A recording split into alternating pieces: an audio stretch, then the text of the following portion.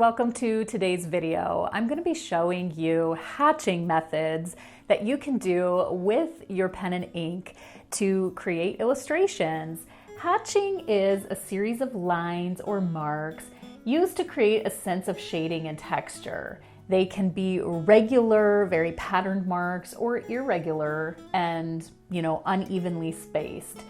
The darker that you want to make a value, for example, when you're creating shadows, the closer and more dark you would make the ink marks. And the lighter that you want to create the values for the highlights and the brightness of the image, you would make your ink marks farther away to show the lighter value. And the direction of your hatching can indicate form and create really that 3D look. So the hatching methods I want to introduce you to today, and I'm sure there are many more that I can cover in this video, but the ones that really stand out to me and that I find appear in my work regularly are parallel, cross, contour, tick, scribble, stippling, and woven, and I'm going to demonstrate them each to you now. So let me zoom in this camera here and show you that parallel hatching is when you are going in one line. I gotta get the ink flowing in this Sharpie. I have used it a lot today. Okay. So parallel hatching is when you're going in one parallel line, and often I work away from myself, but you could also work the pen towards yourself. Typically when you're picking the pen up off the paper, there's a bit of a taper. And cross hatching is when you've created those parallel lines with hatching, and then you cross over at a different angle. Now, what angle you cross over is going to be personal preference. A lot of artists will do like 90 degree or diagonal. And one thing to make note of is that the closer together that you make the markings and the more of them, like if you go over it again and put markings between the markings, it's going to create a darker value.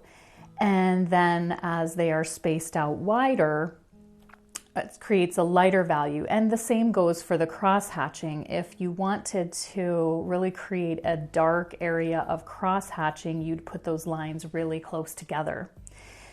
Now, contour is when, so we've covered parallel and cross. Contour is when you're creating a form. So you're curving your hatches or your cross hatches in the direction of the form. So in this box here, I'm going to make it look like I'm creating a cylinder.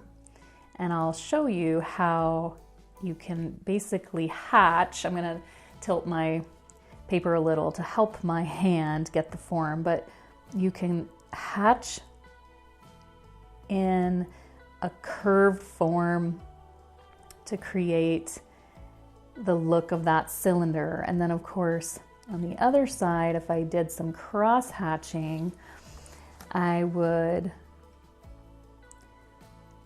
just be curving and creating the form with the contour of my marking. And so that's a contour hatch. And then there is tick hatching, where it is like making tiny ticks, maybe a little random, or at least I find my method is very random, where I'm not putting them parallel, I'm not necessarily planning to intersect them, but I'm just creating these little tick marks. If you wanted to have more pattern, you could go in a straight line and then, tick a certain direction. But that is tick hatching, and the same rules apply, that the closer together you put the ink, it's a darker value, and then farther apart would begin to show the lighter value areas. And then there's Scribble Hatching. Now I have another video on the channel that shows all of my different scribbles. I have names for them. Tangled yarn, back and forth. But essentially it is where you just scribble, and that can be whatever comes naturally to you. This one I call loop-de-loo, and I do like more of circles and, you know, back and forth. And then once again, if you want to tighten up those scribbles and keep layering them on top of each other, you will get a darker area of your image. And stippling are dots. So it's essentially where you create dots for the shading, and the closer together and the more dots create the darker value. And then woven hatching is where it is like cross hatching, but in a bit of a woven pattern. And you could have rhyme and reason to this, but I typically will just create cross hatches that I tuck next to each other and kind of like imagine them overlapping each other. Now, there are some methods that look really tidy and basket woven is how they're described. But if I use this hatching method, I will just typically, you know, interlock some cross hatching like that. Make sure to check out another video that I have where I show a mashup of demonstrating the hatching methods in a set of ink lips. That's right. So check that out on the channel.